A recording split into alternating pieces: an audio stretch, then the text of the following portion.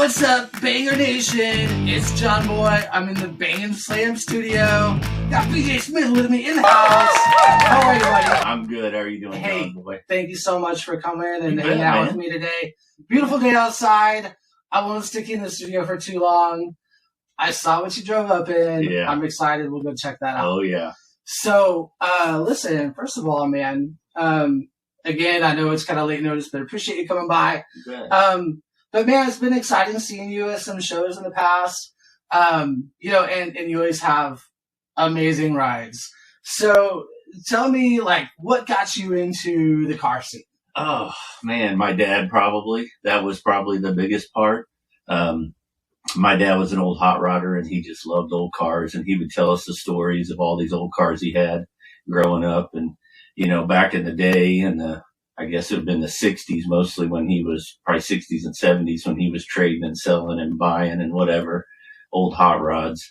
He would just tell us stories about all the different cars he had, and trade a car and $30 or, a 6-pack of beer for a car, whatever it was, it was cool. But probably, my early 20s, I started working at a body shop, and I ended up trading some labor for a 67 Camaro shell. Oh, it was an RS, little small block car, but it was just a shell that a buddy of mine had. I traded my labor for that. And then just from there, man, that was it. I was stuck. I was hooked. Sure. Yeah. Yeah. And, so muscle cars is kind of my big thing starting out, and as you get older and taste change a bit. Right. I've kind of got into the Cadillacs and trucks a little more now. There you go. What kind of trucks?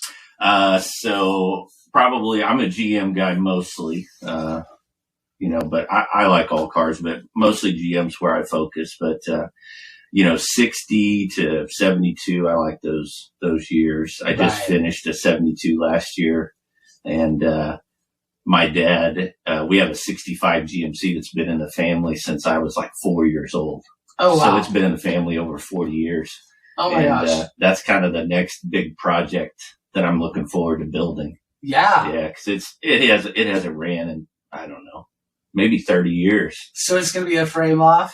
It is. Yeah, okay. It's going to be a complete frame off, custom build. It's going to get air ride. I haven't decided on the power plant yet. Yeah. And you'll do that with your dad? No, my dad passed years back. It's okay. Yeah. He passed, it'll be 8 years this year. So he'll be with you when you're doing it, not handing you wrenches. Yeah. But, we joke about it because he always wanted it bright red. And I love red, don't get me wrong, but I don't think this truck's going to go red. So he's going to be a little pissed and throw some gremlins my way. And I'll just have to go, okay, Dad, I got you. Those gremlins come, so at least you'll know where they're coming from. That's right. That's right. Yeah. So you mentioned that your dad was, a big part of getting you into it.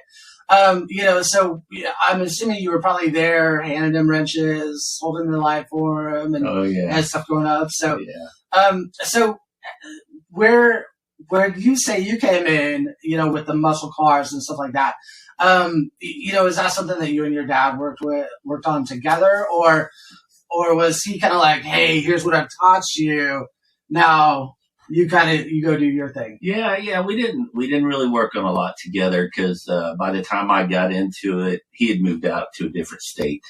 So, but we talked about it a lot, him and my brother did it. My brother's a couple years younger than me, and my brother got into it early, like 13, 14 years old. He had a couple cars running before he was driving. And, so he got into it earlier than I did, but him and Dad did a little more togetherness, I think, in the garage. By the time I really got into it in my early 20s, probably 2021, I was out of the house. And I think at that point they had moved to a different state. So it was a little bit more difficult. But sure. Yeah, we talked about it a lot. Yeah. And your brother kind of took that knowledge that he got and handed it to you. And my brother, the big brother thing. My brother knows more than, he's probably forgotten more than I know. So he's got a strong mind for cars, and just, I'm always impressed by him, watching him do stuff. Yeah. So with your muscle cars that you were into, did you ever do any racing or showing, or was it just something you were into just to kind of, hey, this is my car, I'm going to go cruise it? I did a little bit of everything. We did, first it was about the speed. Mm-hmm. As I get older, I've slowed way down. I'm just low and slow now. But Right. before it was all about the speed. And, that Camaro, I ended up restoring it. And it was a big block car, 4-speed originally. And then we changed it to a 5-speed. But, we'd go to the track a little bit,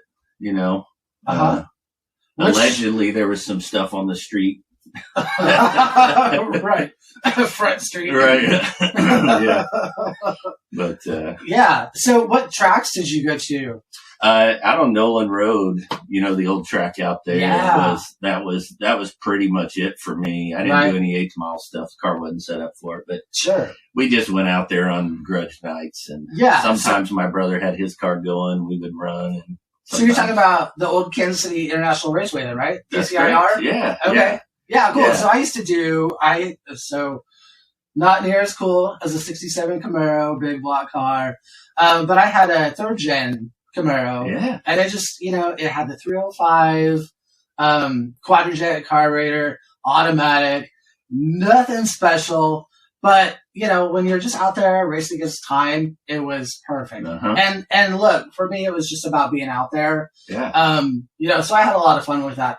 And in bracket racing, I could actually do pretty well doing something that's, just bone stock. So, I wasn't breaking any records or anything like that, but yeah, man, it's, a lot of it is just about being out there and having fun. So, and in fact, so that track has been gone from Kansas City for a while now, but I recently heard that they're, out at I-70, they've, brought back that track. And so they're talking about putting a drag strip out there as well. So I'm excited to see where that goes. And hopefully, we won't have to drive, all the way to Topeka or, one of the smaller 8-mile tracks around here. Yeah, so that'd be fun. Do you have anything for a drag strip? As far as...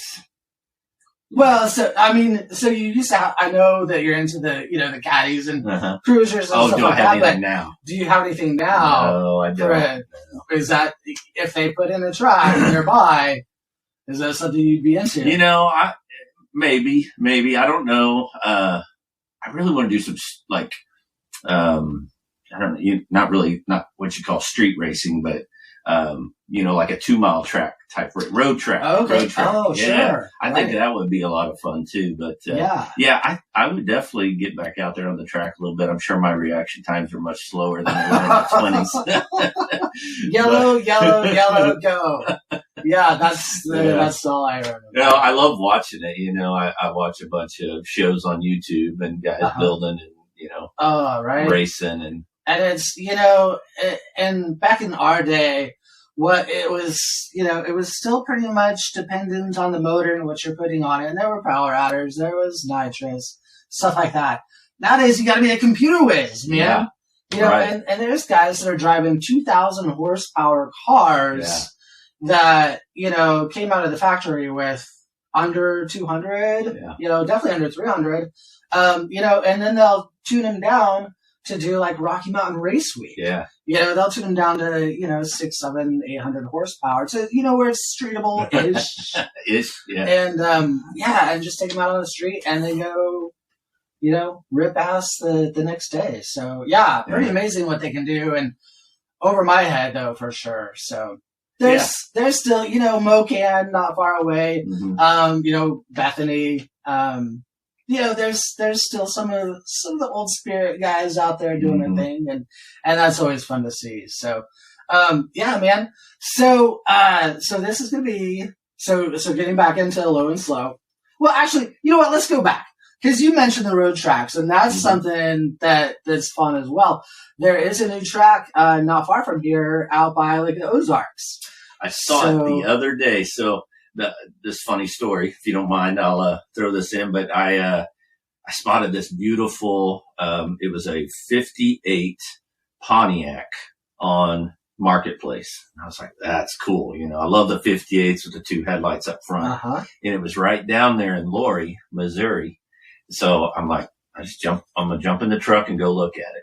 So I drive, it's 2.5, 3 hours, whatever it is. But I drove past that track and I had no idea it was there. And so I'm really excited about that one. He was telling me, he's like, I can hear them testing there. They haven't really started doing anything full blown, but it's huge. It looks big. Yeah. Yeah. So I'm excited to see it. I've been following their progress on Facebook, and, from the time that they announced it, all the way through, and I was like, how can they possibly put that caliber of a racetrack in that spot, down there by the lake and land at that premium?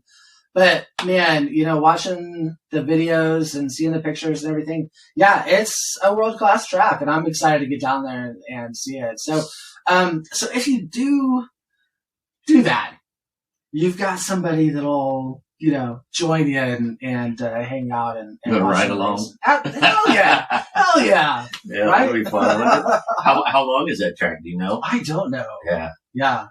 But it's going to be registered with some sanctioned, events. So I think why I'm like so excited about it is growing up, my dad loved to compete on go-kart tracks. We would go to all the go-kart tracks, and usually those are a nice figure 8 or a little longer. And sure, I don't know. It's just like, that's what I like drag racing too. I'm not super competitive. And like you talked about, I just wanted to beat my time. Like I wanted to, run against the clock and see if I could do any better. Right. What can I tweak? What can I do better? Yeah. Sure. Yeah. Yeah. But, so you brought up the go-karts, Malibu Grand Prix. Mm-hmm. Did you ever do that? So at a certain location, or are you just talking about? So there used to be the one out off of, if I remember right, off of 87th Street in the just south of downtown Kansas City. What year do you think? Oh gosh, it would have had to been early 90s. Okay. I don't think I did. See, I moved here to Kansas City in like 88 or 89. But I don't remember.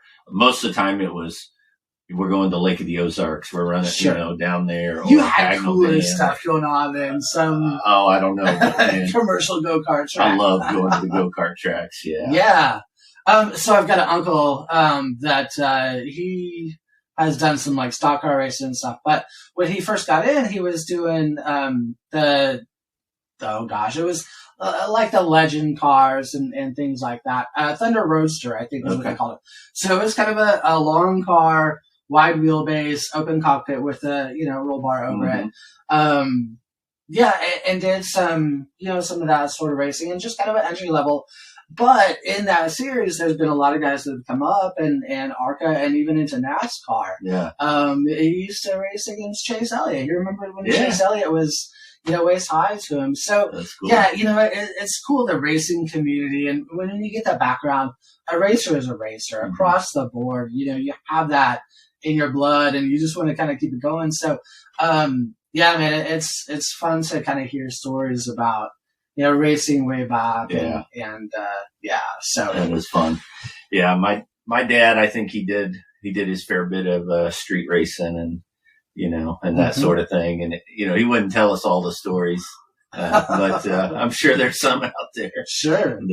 That some crazy ones, but. Right. Yeah. But even, like you said, it's just the car community in general. I mean, whether you're into racing or just going to the car shows or just, that connection you have with those guys and how you can just sit down like this and just chat about it and you have some common ground. That's exactly right. Yeah. And that's one of the things that I found, doing the hot rod photography, photographing car shows it's just as much about the culture as it is the cars themselves. When I first started going to car shows, when I first started going to car shows, I was in diapers, right? But when I first started kind of photographing car shows, I knew that was something that I wanted to take a little more seriously, maybe as a hobby. I didn't know anybody, right? I know like a couple people here and there, but it doesn't take long till you start knowing a lot of people. And then you meet this person and through them you meet these people and you said it right. You have that common ground. And you talked about the story about your dad trading cars, $30 and a 6-pack of beer.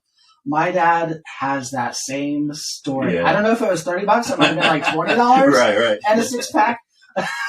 But yeah, same thing. And, you know, and gosh, a muscle car as a kid and going to the drag strip. And yeah, so yeah, you're absolutely right.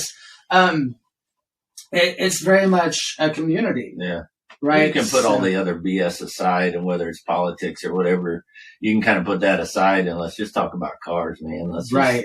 Absolutely. Yeah, be kind to each other and talk about cars. You couldn't have said it better. Right. So, speaking of car community, car culture, people getting together for a good time, you and I are going to be headed down to Tulsa in a couple weekends. That's right. Check out the Starboard show. Yeah, and your first time. My first time. How did you hear about it? So actually, I was at the Kentucky show last year, the National Street Rod show in Louisville. Yeah. Last year, and Cliff Starboard stopped by, saw my Cadillac. We were chatting, had no idea who he was. He's like, "Hey man, you want to check out? Here's a flyer. Check out my show. If come to my show, I'll find you a nice spot. Just here's my phone number. Send me a text. I'll get you a good spot." Yeah. And I was like, "All right, cool." So I'm going to be honest, I didn't know about the show. I know it's been running 60 years or something. I mean, like the longest show for so I didn't know much about it, and that's on me. But once I did some research, I was like, "Oh, I want to go," because February nothing's happening car wise. So I was like, "Heck yeah, that's what I want to do." So so I sent him a message, and he's like, "Yeah, just," he goes, "I remember you." He said, "Just fill out the app," and he said, "I'll get you a good spot." So. That's pretty amazing. Excited, yeah. Cliff Starboard knows who you are. Well, he knows the car. He probably doesn't remember the name. It's like me. It's like, what car were you driving? Oh, yeah, I know you. Yeah, sure. No, I'm nobody, but he knows the car.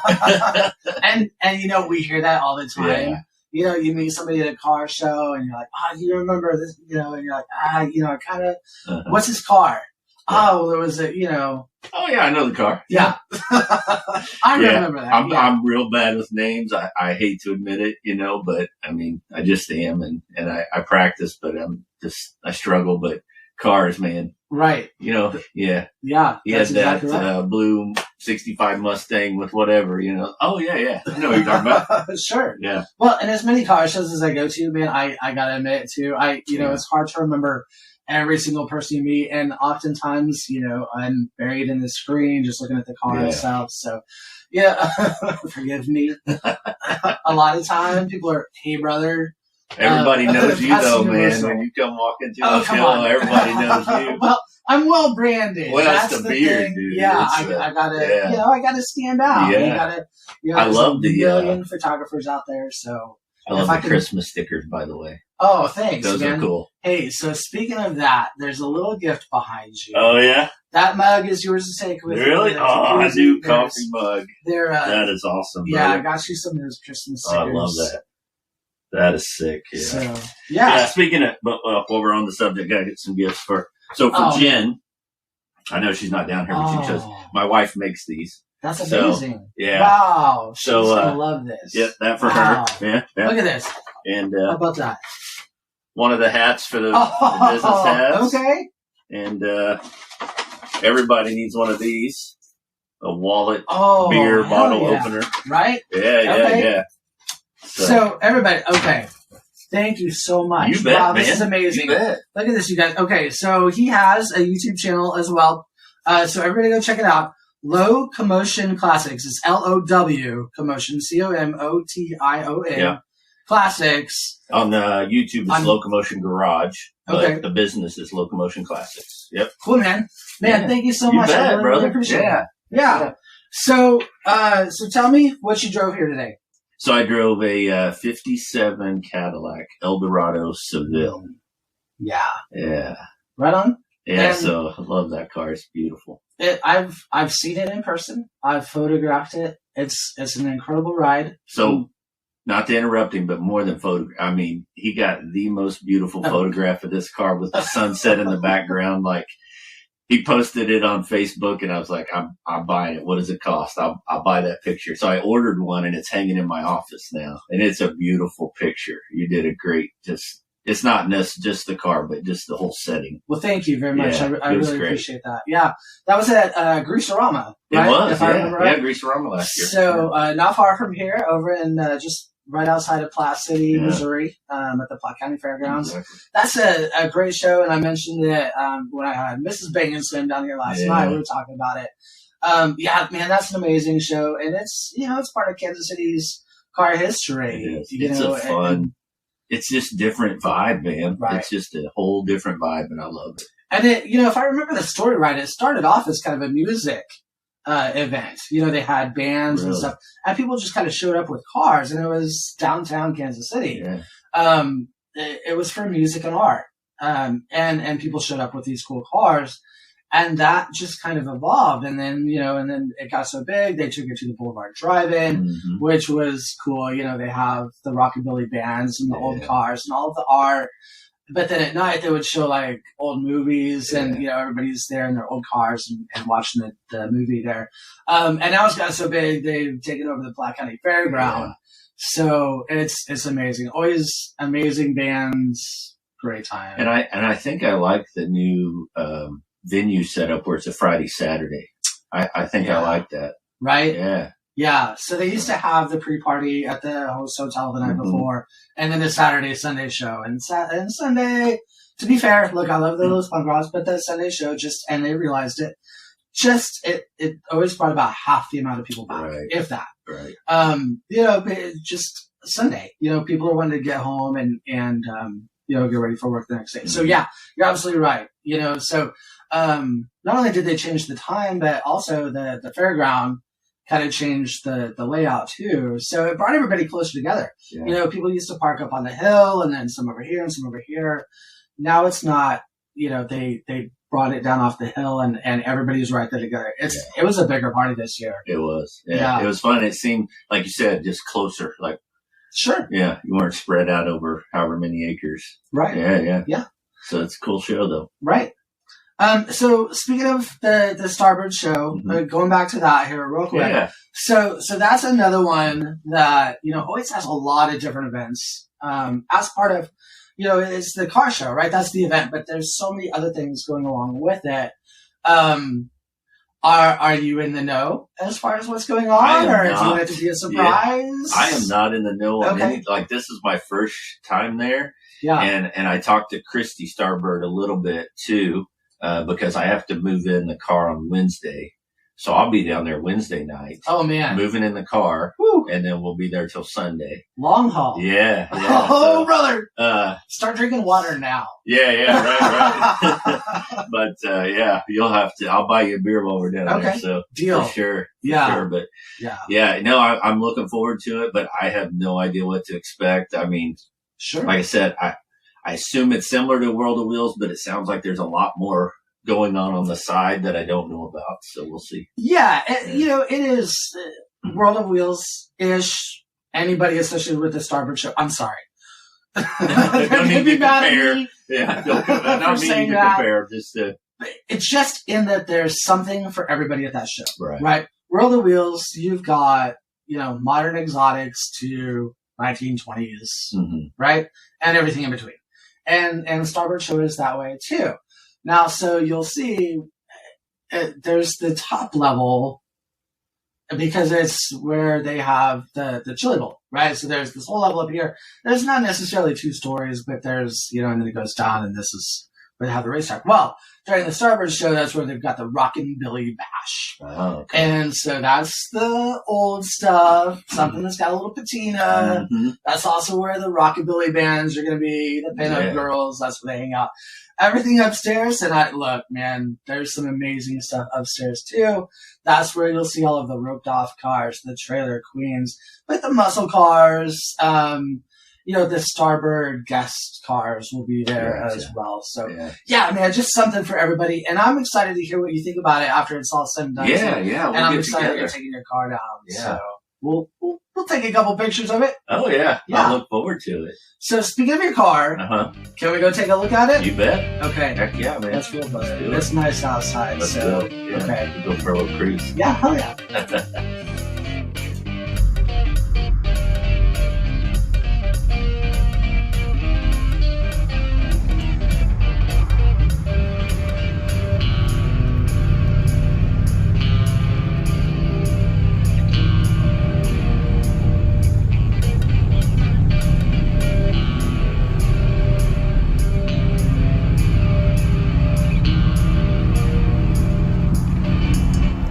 And it rides like a cloud. I mean, you don't feel anything. It's been lowered on springs, but it still rides just like a Cadillac. Yeah.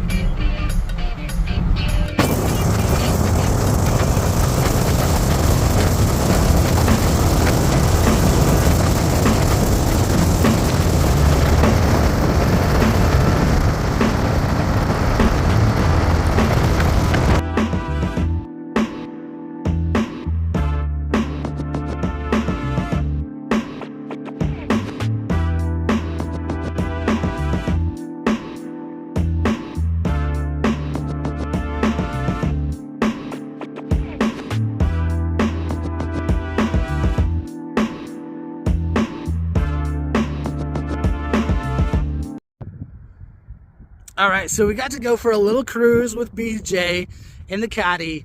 So here it is. My God, this thing is gorgeous. Let me walk around it real quick. Holy shit. Amazing. And I got to tell you guys, the interior was nicer than what I've got at my house. I almost fell asleep. All right, so BJ, tell us about this car. When did you get it? So I got it last year.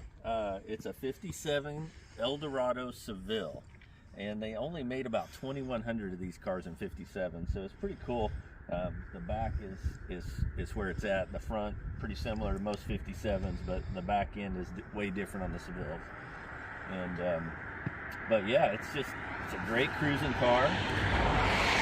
It's a lot of fun to you get so many looks and so many people that just want to chat about it, you know. They either haven't seen one, or they know all about it, or they're just like, man, that's a cool car, let's talk. Yeah. You know, that's what I love about it. So let's see the back though. Yeah. So the Seville has the different fins on it, kind of reminiscent of an old 50s Corvette. That's what I think of when I see the back end of it. There's definitely no question when you're looking at a Cadillac, that's for sure. Yeah. So streamlined, and my gosh, the color is incredible. Yeah, Bahama metallic blue. Okay. And, yeah, it's a 57 color. I believe this car, from my understanding, used to be silver, and at one point it was repainted this blue. But the interior, original, vinyl top's been redone. I would say some of the chrome has been redone, but the drivetrain is all original with 92,000 miles on it. Oh my gosh, that's how many are on it currently? That's current. Wow. Yeah. So it was a little old lady that had it before you that only drove it to church and the supermarket, right? Well, the guy I bought it from, he's a big guy, real nice guy. Jason is his name, and in fact we've become friends since I purchased the car from him. But I think it came from up north, maybe even New York area. The guy that did the frame-on restoration on it. And then I've just been kind of tinkering with it and fixing a few little things here and there that it needs. Okay. Yeah. Right on. So this interior, like, man, I mentioned how soft and cushy it is. So is this original or? So the front seat was redone. The back seat is original, and the door panels, I'm not sure about the carpet, but it's amazing how great a shape that back seat is for a 60-plus-year-old car. Truly. I mean, no rips, no tears. You know, it's just got some of that age cracking on it, but really good shape. I never would have noticed the difference in color. Yeah. Had you not mentioned it. Yeah, just a little difference in the tone, but this is newer. This I would say is probably 20 years old. In fact, that's about when it was repainted. Wow. That's really holding up well. Yeah. Whoever did it did an incredible job. They did an excellent job. Yeah.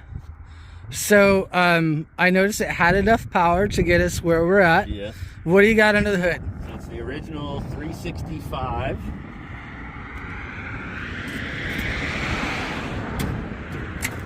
And it's the 2 4-barrel car. Okay. Oh my gosh, look at this setup. So it has that old school bat wing on it. 2 4s, 365 with a 3-speed automatic.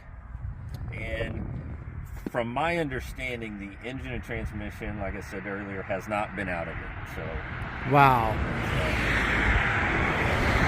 And still has enough gusto to get you where you're going. Yeah. Wow. That's down the highway, beautiful. That's an incredible shape.